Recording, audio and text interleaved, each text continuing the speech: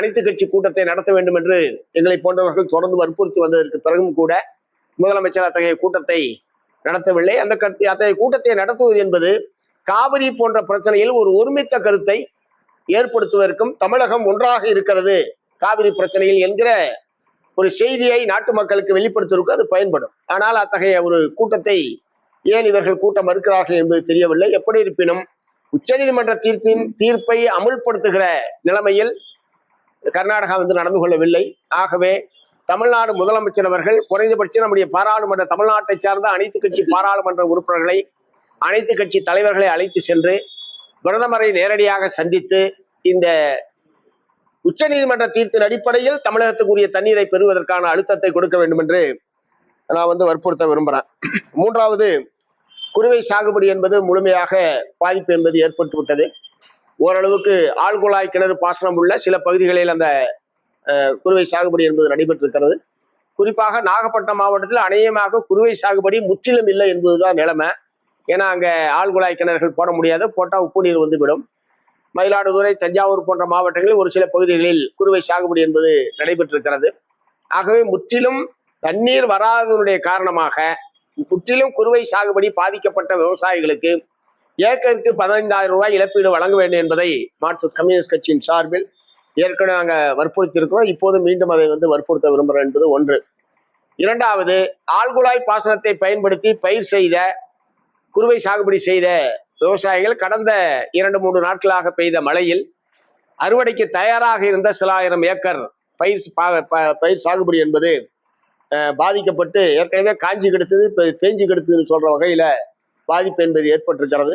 ஆகவே குறுவை பயிர் பாதிக்கப்பட்ட அறுவடைக்கு தயாராக இருந்து பாதிக்கப்பட்ட அந்த விவசாயிகளுக்கெல்லாம் ஏக்கருக்கு 30,000 ரூபாய் இழப்பீடு வழங்க வேண்டும் என்பதை வற்புறுத்த விரும்புகிறேன். சாகுபடியே செய்ய முடியாமல் பாதிக்கப்பட்ட விவசாயிகளை ஏற்கனவே அவங்க எல்லாம் பயிர் காப்பீட்டு திட்டத்தின் கீழ் அவங்க ஏற்கனவே காப்பீடு என்பதை செலுத்தியிருக்கிறார்கள், பிரீமியம் என்பதை செலுத்தியிருக்கிறார்கள். ஆகவே பயிர் காப்பீட்டு நிறுவனத்தை அணுகி உடனடியாக காப்பீட்டு தொகையை பெற்றுத் தருவதற்குரிய நடவடிக்கையும் தமிழ்நாடு அரசாங்கம் எடுக்க வேண்டும் நாங்கள் கேட்டுக்க விரும்புகிறேன்.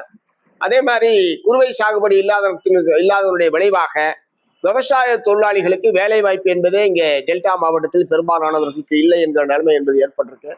விவசாயிகளுக்கு இழப்பீடு கேட்கிறோம், விவசாயிகளுக்கு கடன் தள்ளுபடி உள்ளிட்ட ஒரு சில நிவாரணங்கள் கிடைத்தாலும் விவசாய தொழிலாளிகளுக்கு அநேகமாக எந்த விதமான உதவியும் அரசின் தரப்பிலிருந்து இல்லை என்பதுதான் கடந்த காலத்தில் அப்படித்தான் இருந்தது, இப்போதும் அப்படித்தான் இருக்கிறது. ஆகவே விவசாய வேலை வாய்ப்பை இழந்திருக்கக்கூடிய, வேலை வாய்ப்பில் இல்லாமல் பாதிக்கப்பட்டிருக்கக்கூடிய விவசாய தொழிலாளி குடும்பத்திற்கும் இழப்பீடு வழங்குவதற்கு அரசு முன்வரணும்னு கேட்டுக்க விரும்புகிறேன். நாலாவது, சர்க்கரை விலை திடீர்னு கடுமையாக உயர்ந்திருக்கிறது. நாடு பூரா கிட்டத்தட்ட ஒரு கிலோவுக்கு 25 ரூபாய் என்பது இப்போது விலை என்பது உயர்ந்திருக்கிறது. இனிமேதான் தீபாவளி வரப்போகுது, இனிமேதான் பூஜா ஹாலிடேஸ் பூஜாவுக்கு அதிகமான இனிப்புகள்லாம் செய்ய வேண்டிய ஒரு நிலைமை என்பது ஏற்படும். ஏற்கனவே எரிவாயு விலை உயர்வின் காரணமாக டீ கடையில எல்லாம் 15 ரூபா ஆகிட்டாங்க. டீ விலை 10 ரூபா 12 ரூபா இருந்தது, 15 ரூபா ஆயிடுச்சு. இப்போ சர்க்கரை விலை உயர்வின் காரணமாக டீ எல்லாம் 20 ரூபா ஆகிடும் போல இருக்கு. ஏன்னா ஒரு சில நாட்களுக்குள் ஒரு கிலோவுக்கு 25 ரூபா உயர்வு என்பது ரொம்ப அதிர்ச்சி அளிக்கக்கூடிய ஒரு விலை உயர்வாக இருக்கிறது. குறிப்பாக மத்திய அரசாங்கம் எத்தனால் உற்பத்திக்காக கரும்பில் ஒரு 25% எத்தனால் உற்பத்திக்கு அவர்கள் திசை திருப்பி விட்டதனுடைய விளைவாக இந்த சர்க்கரை விலை கடுமையாக உயர்வுக்கு அதுதான் முக்கியமான காரணம் என்று தெரிவிக்கிறார்கள். இதன் விளைவாக இந்திய அரசாங்கமும் வெளிநாடுகளிலிருந்து சர்க்கரையை இறக்குமதி செய்வது என்கிற முடிவை எடுத்திருக்கிறாங்க. தமிழ்நாடு இந்தியாவில் போதுமான அளவுக்கு கரும்பு பரப்பளவு, கரும்பு உற்பத்திக்கான வாய்ப்பு இருந்தும் கூட இவ்வளவு நாட்களும் கரும்புக்கான நியாயமான கட்டுப்படியான விலையை ஒன்றிய அரசாங்கம் தீர்மானிக்காததுதான் மிகப்பெரிய பிரச்சனை. ஆகவே கரும்பு விவசாயத்தை விட்டு விவசாயிகள் வெளியேறி வேறு பயிர்களை செய்வது என்கிற நிலைமைக்கு போயிருக்கிறதும் காரணம். குறிப்பாக எத்தனால் உற்பத்திக்காக திடீரென்று ஒரு 25% திருப்பி விட்டதுதான் இப்படி திடீரென்று சர்க்கரை விலை உயர்வுக்கான அடிப்படையான காரணம். ஆகவே சர்க்கரை விலையை கட்டுப்படுத்துவதற்கும் குறைப்பதற்கும் அரசு முன்வரணும். இதனால ஹோட்டல்களில் அது மாதிரி டீயினுடைய விலை, இனிப்புகளுடைய விலை என்பது கடுமையாக உயரும். ஏற்கனவே கடுமையான விலைவாசி உயர்வினால் மக்கள் பாதிக்கப்பட்டிருக்கிற போது இது இன்னொரு தாக்குதல் என்கிற வகையில் தான் நாம் எடுத்துக்கொள்ள முடியும். ஆகவே சர்க்கரை விலையை குறைப்பதற்கு மத்திய மாநில அரசுகள் முன்வர வேண்டும்னு நான் கேட்டுக்க விரும்புகிறேன்.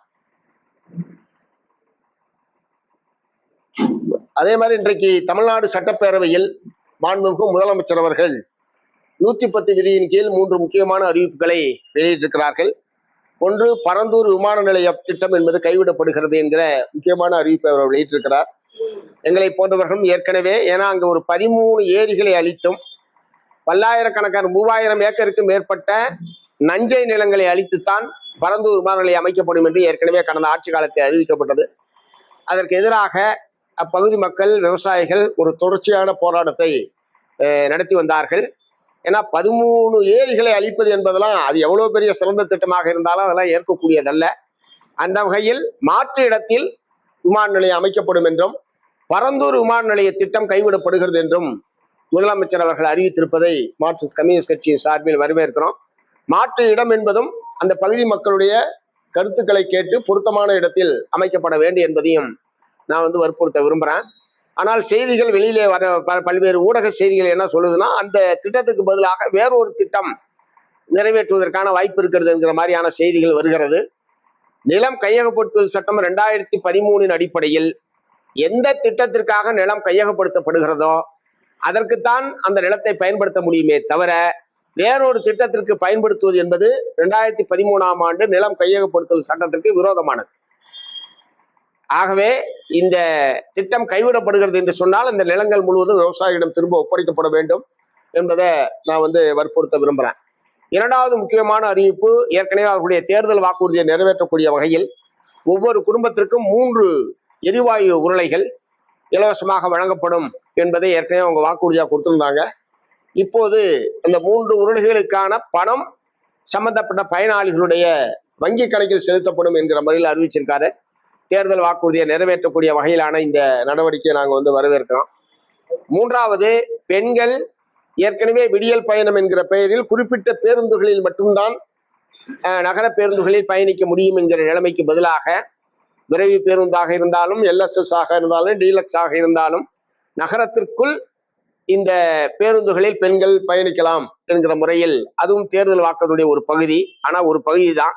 ஏற்கனவே அவர்கள் தேர்தல் வாக்குறுதி சொன்னது தமிழ்நாட்டில் எங்கே வேண்டுமானாலும் பெண்கள் கட்டணம் இல்லாமல் பயணம் செய்யலாம் என்கிற முறையில தான் வாக்குறுதியுடைய ஒரு பகுதியாக நகர்ப்புறங்களில் இத்தகைய பேருந்துகளில் பயணிக்கலாம் என்கிற முறையில அவர் அறிவிச்சிருக்கிறாரு.